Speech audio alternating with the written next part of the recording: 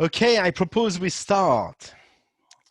My name is Pascal Fabier, or Fabi, and I work for UNDP.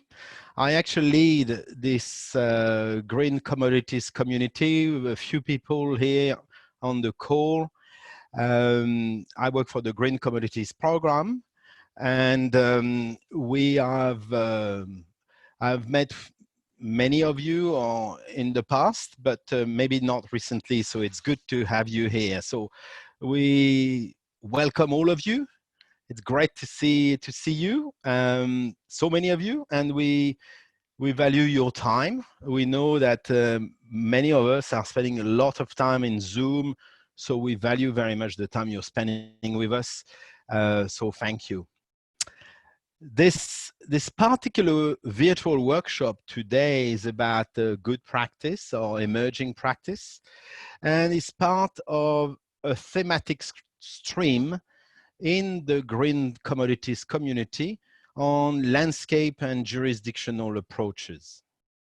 As part of this thematic stream, over the months to come, we will be covering a number of landscape and jurisdictional related topics, such as, improving dialogue, connecting actors, analyzing effectiveness of intervention, and measuring progress and verifying claims.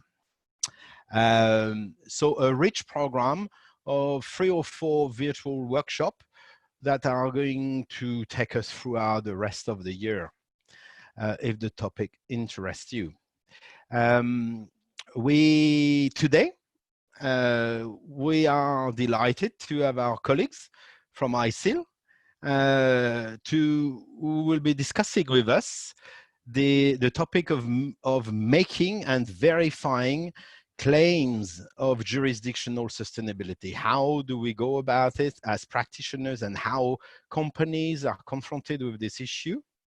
We see this as a critical topic today, and that's why we've got we see a large number of you joining this workshop, so that's great.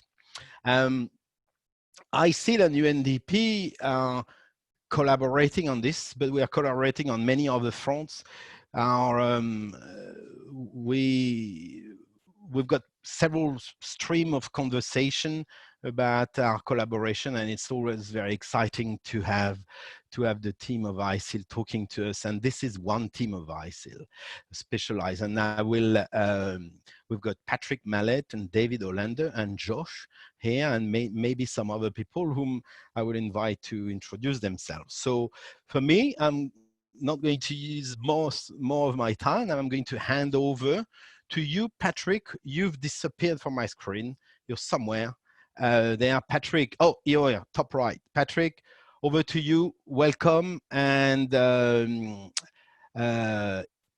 invite us into your practice. Thank you so much, Pascal, and thanks everyone for joining us. It's really great to see such a good turnout. The next 85 minutes or so is going to be very much an interactive workshop. So I hope you're all here ready to participate. We want to have more of a discussion than presentation. We're going to give you, my colleague David and I are going to give you some context for this work. This is work that he and I and the ICL team have been working on for the last 1.5 years. Many of you are probably already familiar with this work. We'll provide a brief introduction. But I just want to recognize that we couldn't be here, obviously, without UNDP, so we appreciate very much this opportunity, but also recognizing the good work of our donors, GIZ and SECO from the Swiss government. So next slide, please, David, or Matthias, I guess, or who's running the slides.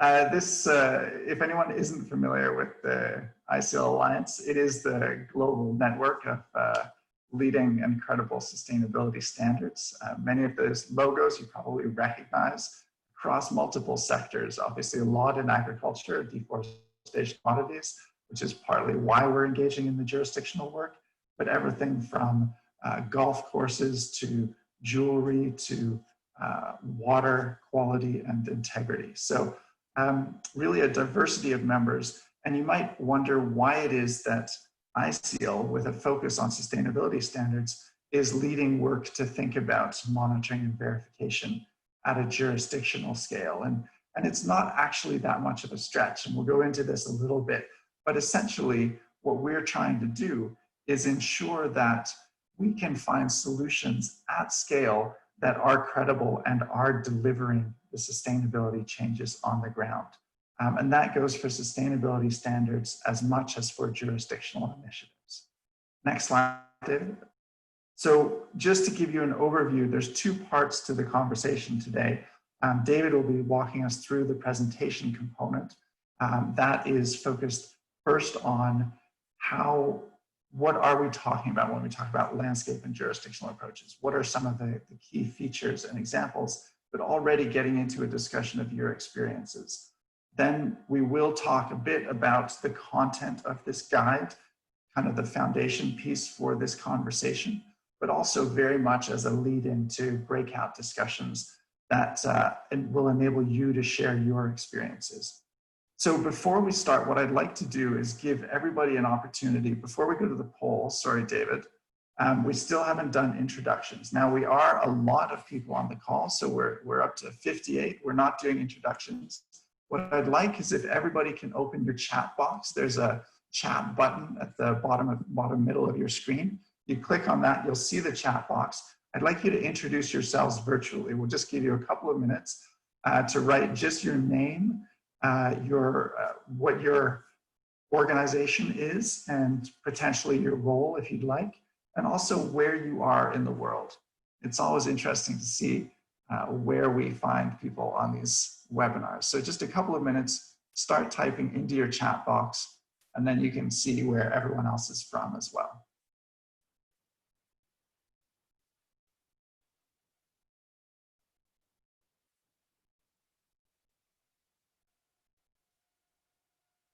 Prize to Sophie Higman for being the first one up.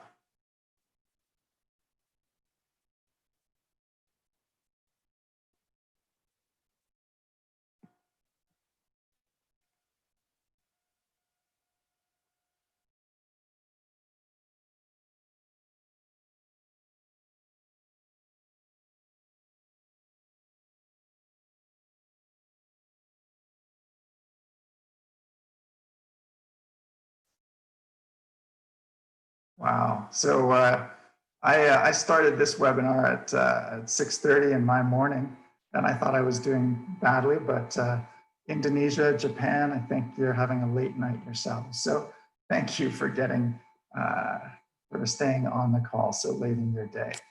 So let's go to the first poll question. This is just a little warm up to make sure we know who's got what familiarity. So you should see the poll question now in front of you. What is your level of knowledge about landscape and jurisdictional approaches? Just we'll just give you a minute or so to respond to that.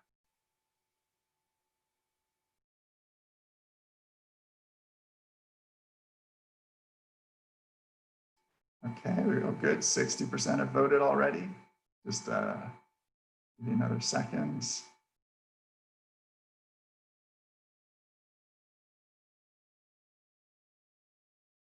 Okay, so if we show the results, we seem to have a good diversity, generally revolving around the middle. So that's good because that'll help us to focus our presentation and the discussion at the right level. So thanks everyone for that. I'm going to pass it back to my colleague David to introduce himself and to walk us through the first part of the presentation. So, hi everybody, I'm David Dolner from ICL Alliance, and I'm gonna rush through a first presentation that will just set the stage for the further discussion, just introducing some of the concepts behind jurisdictional landscape approaches. And as we just saw from the poll, I think there's quite a good level of knowledge in this room today.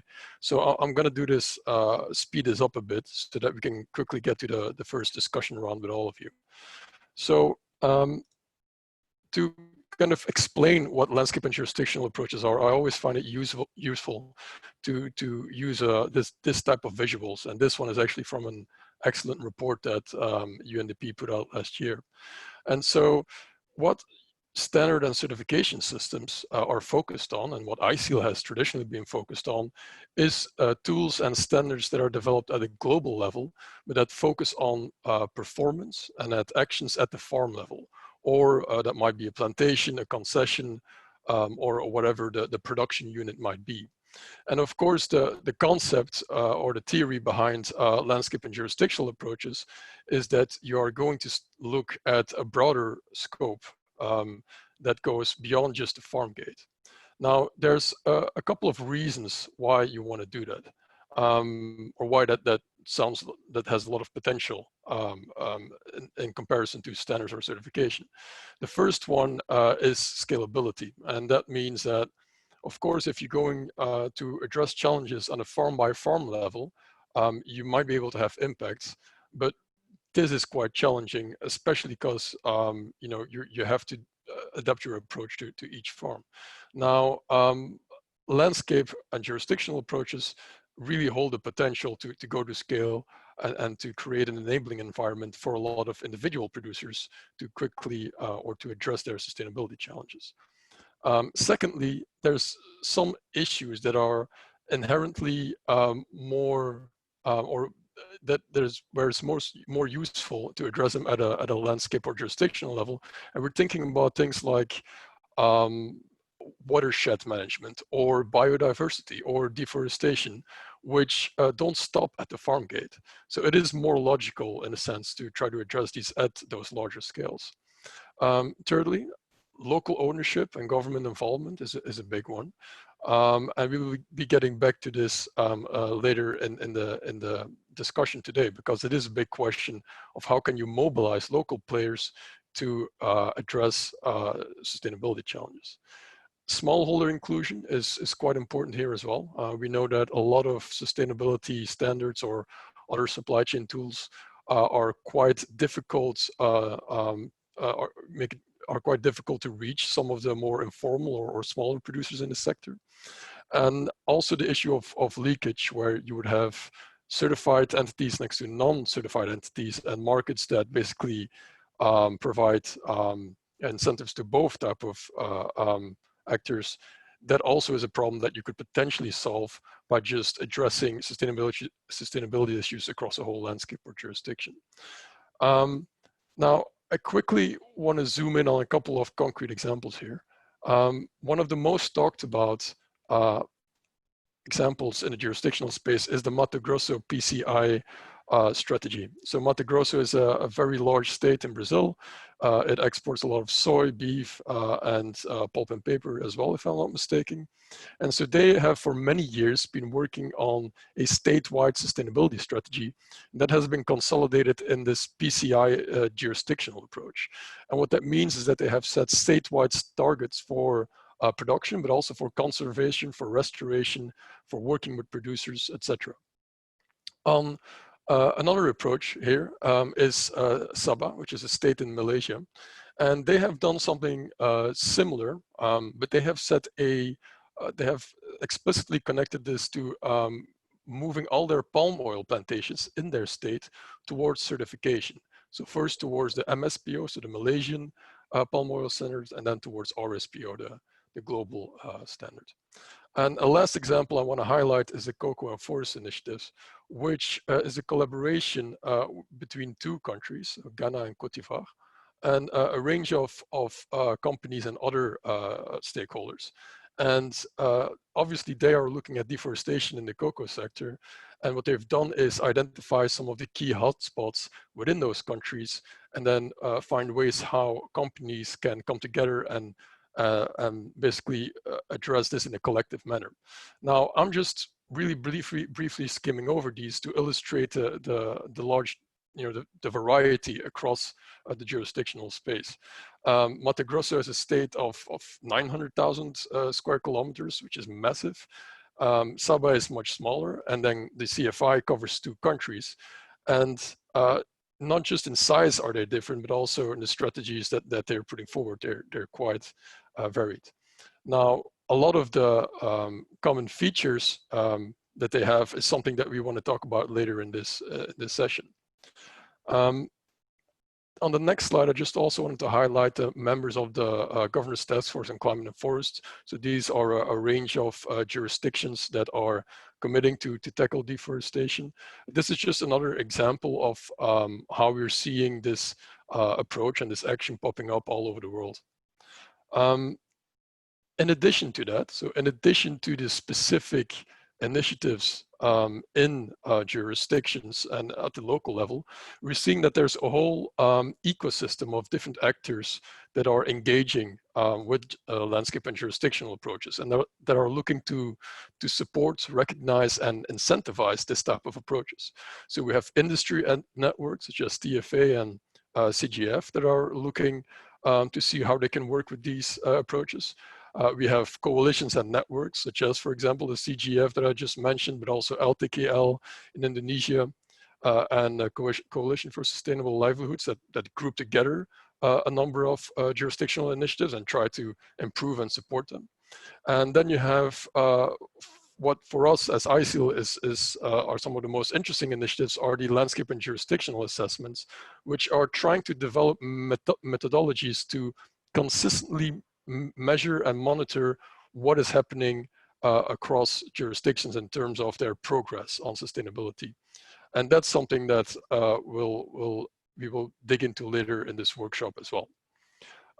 So ISEAL's interest specifically is to understand better what monitoring and verifying and communicating progress looks like at scale. So at either landscape, jurisdictional level, and again, jurisdictional with having different types of scopes.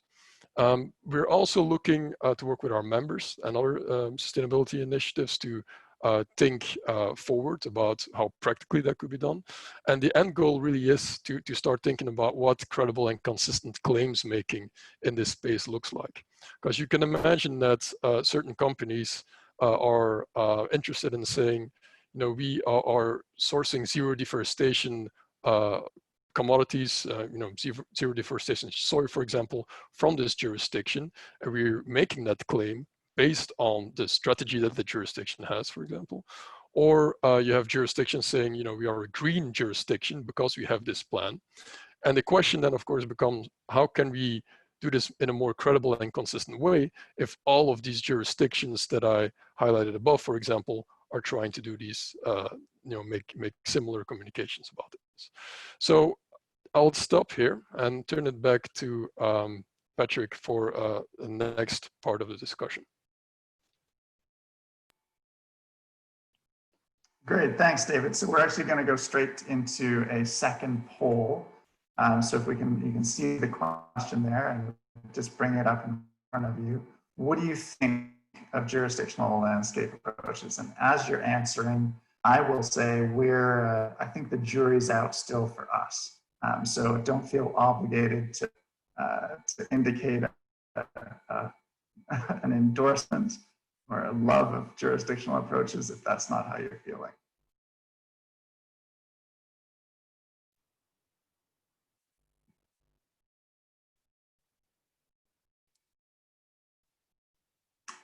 Just give you another few seconds.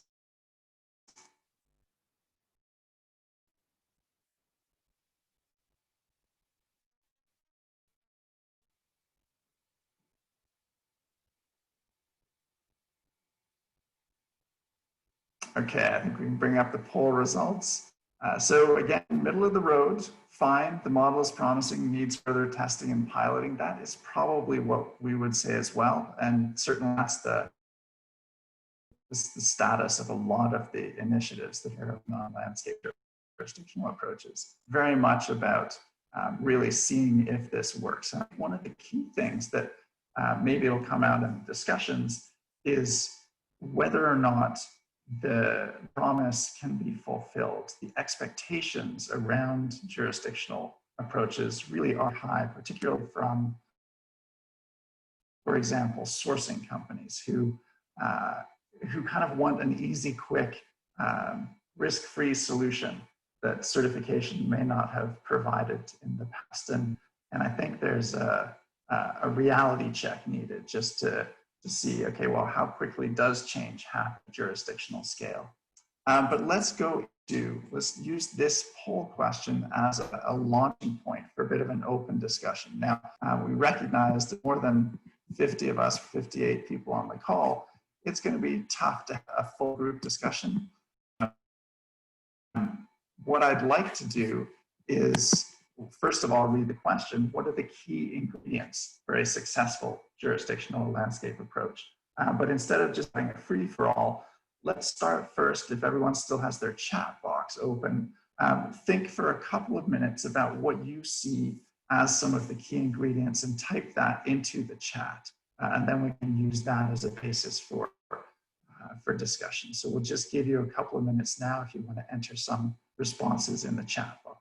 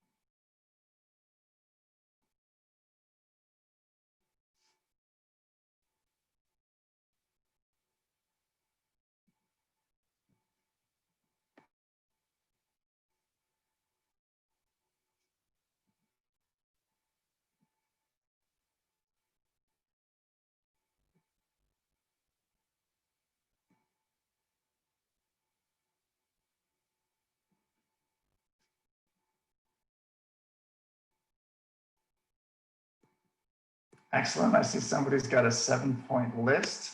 I know I'm going to call on you to get that organized.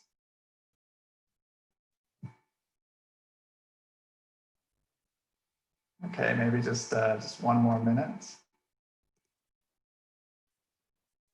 And if you've already put your answer in, you're welcome to scroll up and down and look at what other people have written.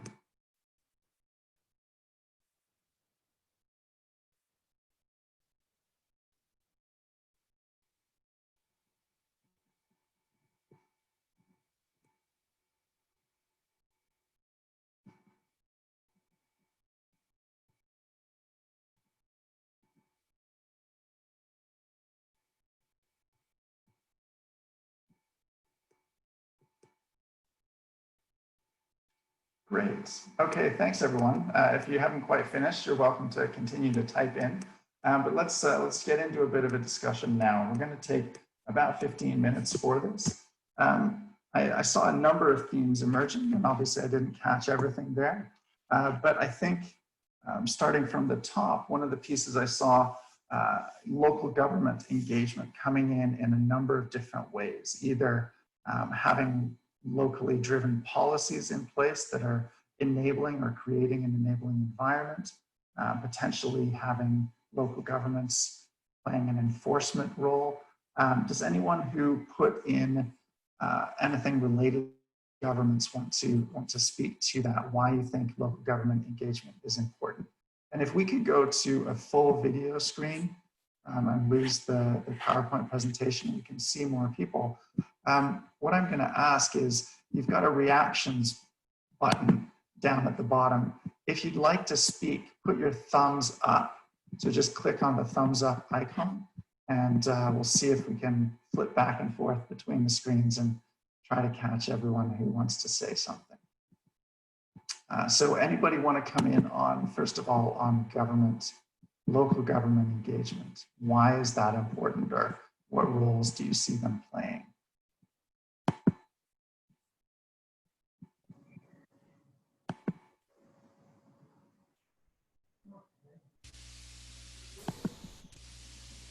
We have Alexis, Patrick. Hey, it's Alexi. Happy for you to jump in. Sure, thank you. No, hi everybody, and thank you so much for this presentation. I'm looking forward to seeing the rest of what you're doing. I think quite a few people on the call probably know who I am, that I work on jurisdictional approaches for REDD+, hence the keeper of the 7-point list.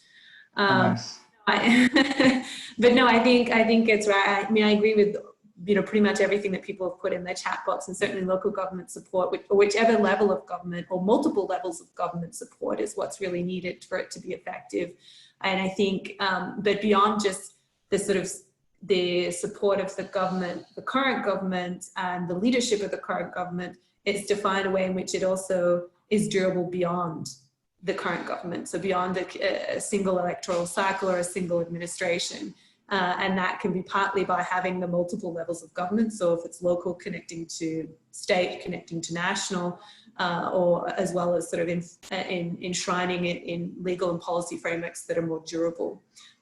Also, that durability comes from the multi-sectoral collaboration, the intersectoral sort of approaches that are key to jurisdictional approaches. And I think that applies to commodities as well as it does to REDD+. And sorry, Alexa, just while I've got you, do you see other ways in which you can ensure the durability or existence of the policies and practices beyond individual governments? Yeah, I mean, it depends on the individual, in my opinion, or our opinion, I guess, it depends on the individual province or state or jurisdiction, shall we say, but in many jurisdictions, the civil servants don't change a lot. I mean, some places everyone changes. In others, there's a real consistency of civil servants. So building the technical capacity of the civil servants can be one way of carrying that through as high level people change. And then, as I said, all those other factors, again, having that strong multi-sectoral sort of platform or base, having the intersectoral, so not just in the agriculture ministry or not just in the environment ministry, but having multiple, again, by increasing the number of people in the sort of broader jurisdictional scale, then that also reduces the sort of places for the link to break when you have a change of government. Yeah, great, thanks. Alexa, I appreciate that. And just coming in, looking at what needs to happen beyond governments, it's almost as if, certification historically was a response to governments abdicating some responsibilities around social environmental management. There are things that governments have a hard time doing. And I think what we're also finding challenging with the jurisdictional approaches around the measurement and monitoring. So that seemed to come up as another theme, the ability to measure progress and the type of monitoring that's required. Obviously, that's the theme of today's conversation, but I wonder if anyone wants to speak to how easy or difficult it is to find metrics and have good monitoring for jurisdictional approaches. So again, if you're interested and you want to stick your hand up, just click on the little thumbs up icon.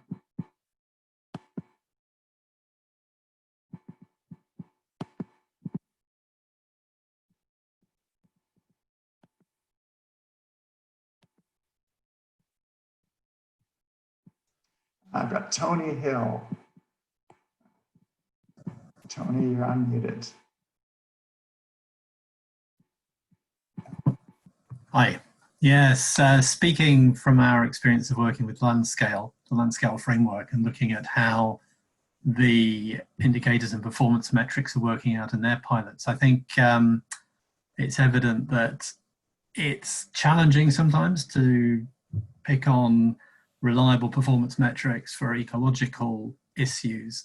It's very difficult to do that for social issues, to actually come up with metrics that can be consistently applied across a range of different landscapes. And I think even in terms of the local governance environment and perhaps some of the environmental factors such as water quality and quantity, they've faced challenges in finding data that's usable to assess performance in the pilots. So it's useful experience. Thanks, Tony. And the social issues in particular, I think there's a number of initiatives now that are are exploring how best to, or whether it's feasible to have metrics for social issues that can be measured at a landscape or jurisdictional scale, or if it is really very much about production unit data that is amalgamated or consolidated upwards. Anyone else want to come in on the metrics piece? I think we'll have a chance to get back to this discussion when we break into small groups later on. Also, if you're seeing there's a lot of people here on this call, you're feeling a little intimidated about sticking your hand up, you are very welcome to put your response into the chat box. And I should have mentioned earlier that we are going to be consolidating all of the input from the chat box and the breakout groups later on, and put that into a quick summary that we'll get back to in the next couple of days. So just flipping through to see if we've got any hands. Sophie Hickman, ProForest, doing a good job here, Sophie. Hi, yeah, I'm Sophie Hickman from ProForest. I was just going to add on that bit about why governments should be involved in data collection and metrics, and just coming back on that, the social side of it. It's also around the work that other work that we've been doing with Landscale and IDH. Just thinking about it's very difficult to come up with these generalized indicators or metrics that would work across lots of different landscapes, and so it might be a case of each individual jurisdiction setting their own targets and indicators and measuring against those. And that kind of involves having some kind of coordination, I think really sort of speaks to having local government involvement in order to even set those targets in the first place and then measure against them. So it's not just kind of setting the metrics, it's the whole process of deciding what those targets are. Well, and one of the interesting things that implies then is if you do invest local authorities or local initiatives with the definition both of the issues, the metrics, and the targets, the ability to compare progress between regions, I think, is then somewhat limited. And so this gets to a really interesting discussion about how much of this is about locally driven, locally empowered processes to develop goals and targets that are appropriate to their context versus supply chain companies wanting some risk management tool to mitigate risks of certain issues within their supply chains. And a lot of people in your chat responses talked about stakeholder engagement and locally driven and inclusive processes. And I think that's also emerged as one of the critical factors in, at least in the structure of a lot of these initiatives. And I wonder if anyone wants to speak to that, to the role of stakeholders or the importance or who in fact needs to be engaged in a process for it to be effective or inclusive.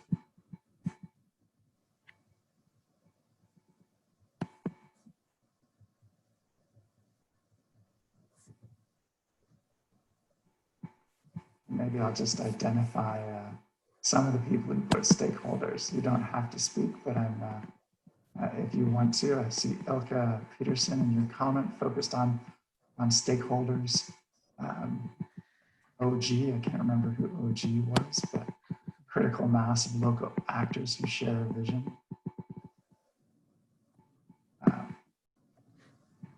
Pascal, you came in with power dynamics. That's also another one. And Joko, sustainability guidance for stakeholders working in landscape. If nobody wants to come in on this, and again, you're also welcome to put something into the chat box. That's great. I'm happy to just say a couple of words. Yeah, please do, Pascal. Yeah. I mean, we at UNDP and the Green Commodities program have been working with multi-stakeholder platform and processes for a number of years now, and learning a lot through the blockages and the barriers and the hurdles in multi-stakeholder dialogue. And what is interesting is not only the process, but is the quality and the capacity to facilitate the process that seems to be a critical problem in many in many jurisdiction or projects. So that's one thing. And I put in my comments about, you know, working with issues that are usually not worked at, that are sensitive issues, that are difficult issues for different organizations to work on, which is the, you know, powerful vested interests, hidden interests, covert agendas that are part of the multi-stakeholder dialogue, but they usually don't show up at the table. But nevertheless, they pull the string of behind the scene about what's happening. And I think from my perspective, a genuine, true multi-stakeholder collaboration, well facilitated, needs to account for those agendas that are not there. It's not about who shows up, it's who doesn't show up. It's equally important. Why are they not showing up in the multi-stakeholder dialogue is as important about why people are showing up. And that's, I think, a blind spot of a lot of multi-stakeholder processes we've seen that, and UNDP is trying to address that. Great, thank you, Pascal. And OG, I understand, Sylvain, and I saw that your hand was raised. I wonder if you want to come in. I think Matthias is just going to find you and unmute you. Okay. Okay, thank you. Yes. Well, I just, because you asked about the comment I made, I just quickly wanted to tell you about like the comment I made. It basically stems from one experience I had trying to get many stakeholders together to get a landscape approach going. And just the experience I had was that, well, buy-in wasn't really there until other actors would also agree to participate. So we were kind of going around and trying to chase some commitments, and it was always asked, well, who else is around? And I felt that it's really important to sort of prepare the ground. So when sort of reaching the like a level of expectation that people are actually recognizing as well in other players, so they collectively decide, okay, let's do this together. We are gonna find like a common basis to establish some framework, or like a land use plan, or it's a monitoring system that we can agree on. Yeah, so it's like the critical mass. You know, at some point there's a tipping point, and everybody realizes, oh, this is actually a thing, and they jump on board. So let's actually move to the next stage in the conversation. I'm going to pass it back to David, and he's going to give just a deep dive, still a summary, but if you haven't had a chance to look at our guidance document, certainly worth a quick skim, and you'll have a good sense of it after David's next presentation. Thanks, Patrick, and thanks everybody for already contributing. Some of the things that were mentioned just now will definitely come back in this presentation and then in the breakouts. And as Patrick said, I just want to give you really the basics of a document that we're taking out for consultation right now. So that's our good practice guide on verification of jurisdictional claims. We will give you the details on that consultation towards the end of the workshop. I just want to quickly run through the content with you, and again give you kind of the simple version, and of course all the details you can look at them in the document. So, you know, first of all, what are we trying to achieve with this document? Well, the angle we're taking is trying to understand what jurisdictional initiatives and the companies that work with them or that are supporting them, what do they want to actually say about progress on sustainability?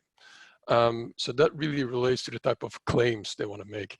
And claims, we use this in a very broad sense. So we're not talking necessarily about an on-product label or something. It's really anything that is used to communicate progress on sustainability. And then the follow-up question is, how can they do that in a credible way? And that's where you start to get into the question of how do you monitor and verify information that then allows you to make a claim or communicate about sustainability in a certain way. And so what we're not trying to do with this document is give a manual of how to develop a jurisdictional or landscape approach. What we're effectively trying to do is start at the end of the cycle, so to speak, and think, okay, what is the kind of the end communication that you're aiming for, and then working back towards what has to be in place to make this type of claims or communications. Now, we try to really boil down what makes part of a jurisdictional or landscape initiative in three big categories, or three areas of progress, if you will. And the first one is one that we've talked about already quite a lot during the discussion, actually, which is the process development, or the part where the governance has to be set up, where stakeholders need to be mobilized, or where some sort of collective vision is being developed for what should happen in that landscape or jurisdiction. And that also relates to how then concrete goals, targets, and strategies are developed to tackle the sustainability issues that are identified. And so the lead, the main actors involved in the stages are, of course, these local coalitions, sometimes with strong involvement of governments, sometimes potentially with strong involvement from business associations or NGOs or whoever else is relevant at that level. The second area of progress is supporting actions. And by that we mean not necessarily everything that's happening in terms of the at the level of the jurisdiction, but mainly what are external actors, such as companies and investors, how are they supporting the process of a jurisdictional initiative or a landscape approach. And then the last area is the measurement of performance. That is, of course, where you will want to have a robust system to actually see what concrete impacts and results is this initiative achieving in terms of deforestation, water management, poverty reduction, whatever your performance targets are. That's where you want to develop a system with that. Now, of course, we'll get to this, but process development, supporting actions, and measuring performance, they're interlinked. And we have already got a lot of feedback that, there's really all of this has to happen at the same time, and this is not like a linear process. And so we definitely realize that, but we also think there's a lot of use in simplifying this to a certain degree.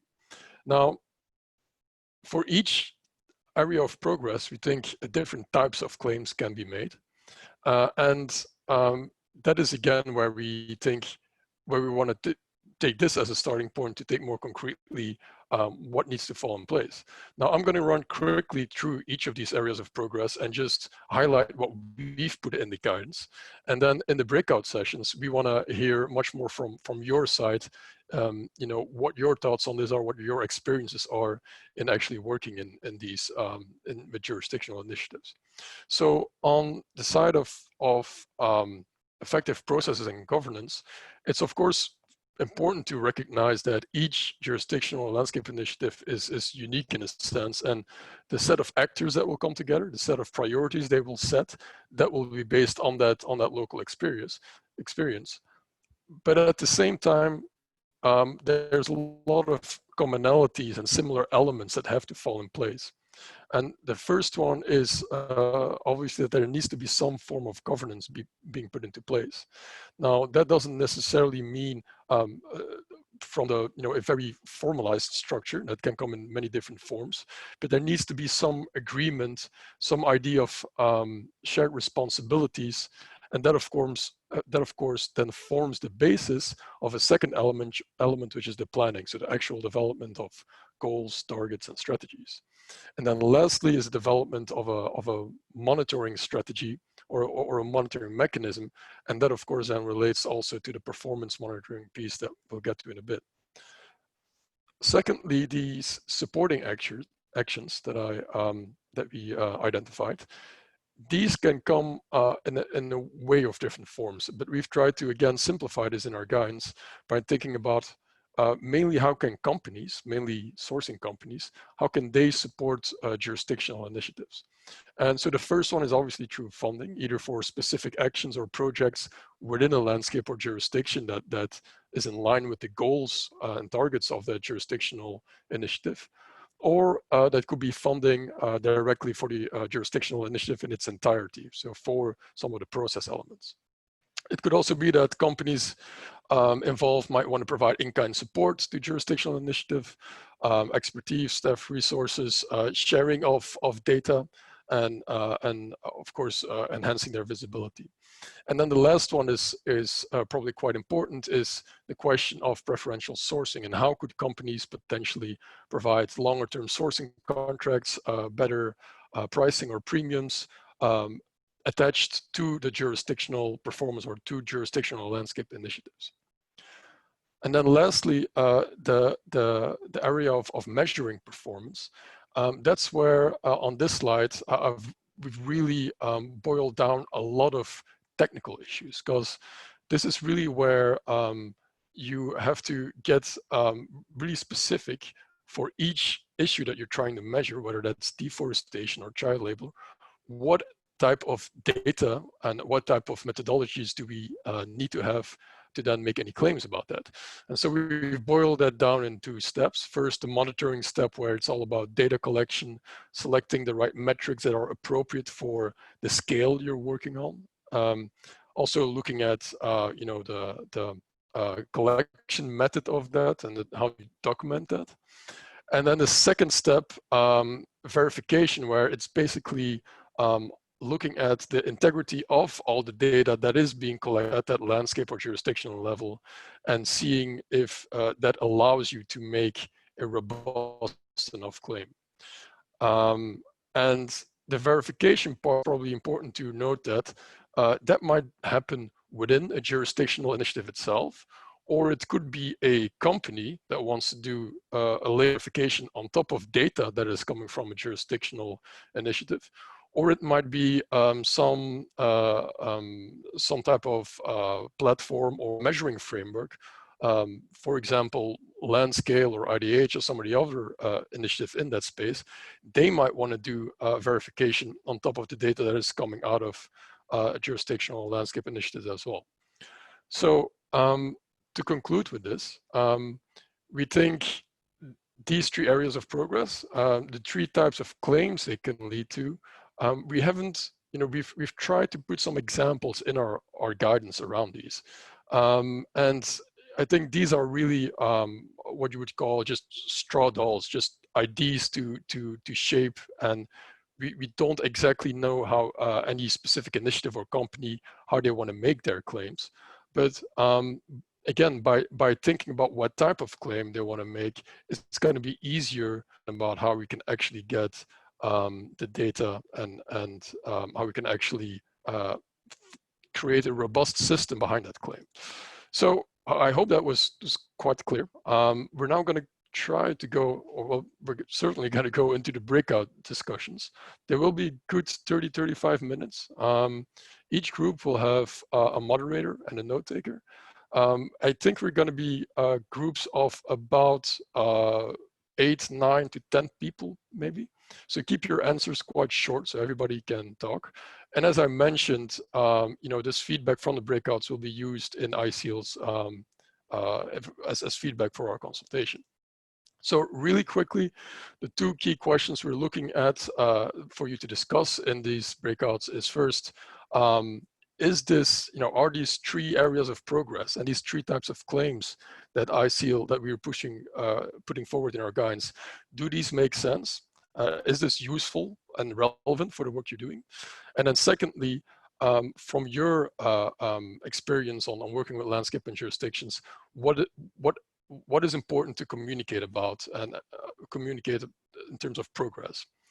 So the moderators will restate these questions, and I hope everybody has a great breakout. So I think with that, Matthias, I think you can go ahead and split us up.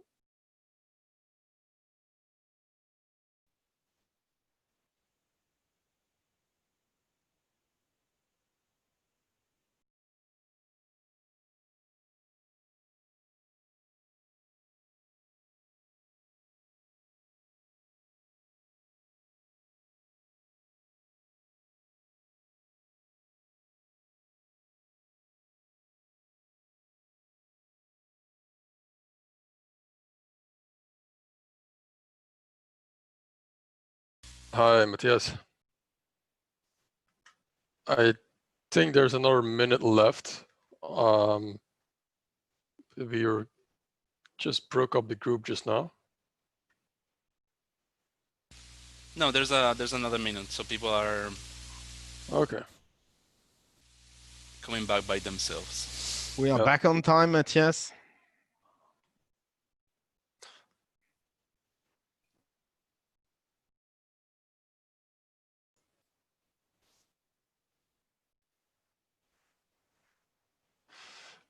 Can we see, Matthias, how many people are still in the breakout rooms and how many are back in the plenary? In 15 seconds, everybody will be back. Okay, great.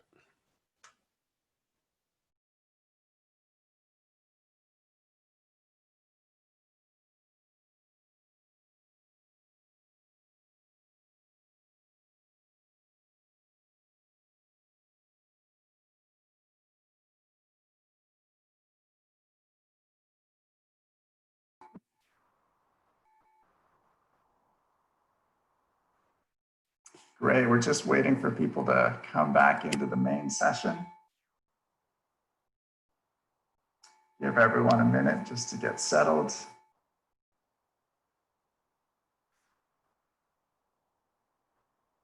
So thank you all. I know the conversation in my breakout group really was quite interesting. It's amazing how quickly that time passes. We are actually only 5 minutes from the top of the hour, so I do appreciate all of your contributions. And as you said at the outset, we're going to capture some of those. We had note takers, and we'll pull that together along with your input into the chat boxes. And just in the last 5 minutes, what I'd like to ask, one more task of you, is already if something is being synthesized in your head or there was a statement that somebody made that really stuck with you, if there's any key takeaway that you have and you want to type it into the chat box, that's really useful for us to get a sense of where the conversations went and what the highlights were. So just in the remaining time, if you want to put something in the chat box, you're welcome to. If not, that's fine too. What I'd like to do is just in the remaining time, we do have one more poll. And Matthias, if we can bring that poll up, that would be great. So this one, I'm most interested to learn more about.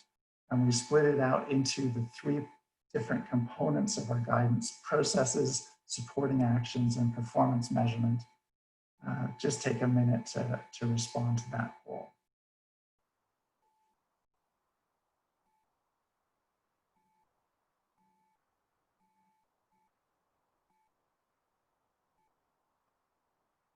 Okay, so measuring performance improvements, a clear winner. Obviously, all of it is important, but we'll make sure. I mean, that's the most complicated. We didn't really get into the substance or detail of what we have in our guidance or what's being developed in a lot of the other initiatives. And I know in my breakout group, I clarified, and I think it's probably useful for the group as a whole, that the guidance that ICL is developing is not intended to be a standalone thing, but rather a starting point for discussions like this to think about what's important to underpin credible claims, but really also what does good progress look like at a jurisdictional scale, and how do you monitor and verify that? And our intention is to see how we can use this discussion and the consultation and the guidance as input to existing tools and processes to really ensure that there's alignment as all of these different initiatives come to fruition in how we're talking about these issues and what our expectations are, because a lot of this is about subjective expectations of what needs to be in place. So I do want to note, probably just a reiteration, that all of your input, we're going to consolidate this over the next, even just next couple of days, and put something back to you so that you have a summary of this conversation.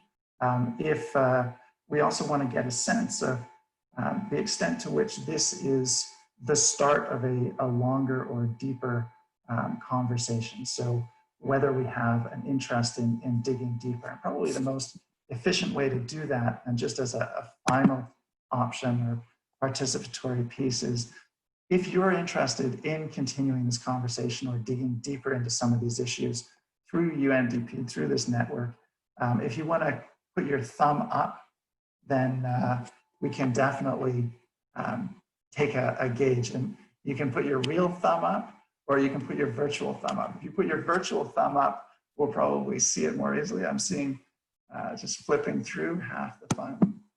There we go. And obviously, if you don't have your video on, I want to see your virtual thumb. And so finally, of course, importantly, our consultation process, it goes to the middle of July.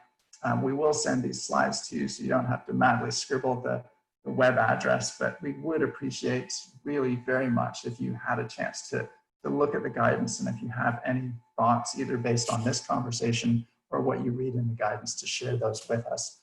We have a variety of ways of doing that. And I think I should also mention, do we have the slide about the credibility principles? Or is this the last slide? Yes. So if any of you are familiar, the credibility principles underpin ISEAL's codes of good practice. These are really the values that, again, underpin credible sustainability systems. We're also consulting on those. So if you have an interest in seeing how the credibility principles can apply more broadly, you're welcome to have a look at the draft and participate also in that consultation. I just want to thank UNDP again, and of course, SECO and GIZ, and all of you for participating in a really interesting discussion over the last 90 minutes. I hope it's been useful for you, and we look forward to continuing this conversation.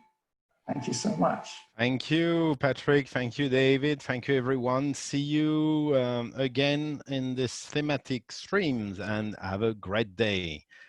Talk to you soon. Bye, everybody. Thanks again for your time. Thank you, everybody. Thanks, everybody. Bye.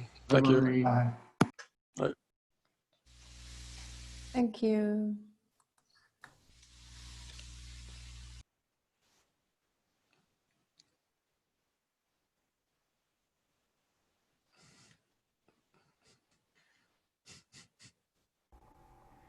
Abuye. Abuyende. Gracias, don Oscar. Soho ponane. Abuye. Gracias, don Oscar. Saludos. Un abrazo. Chao, chao.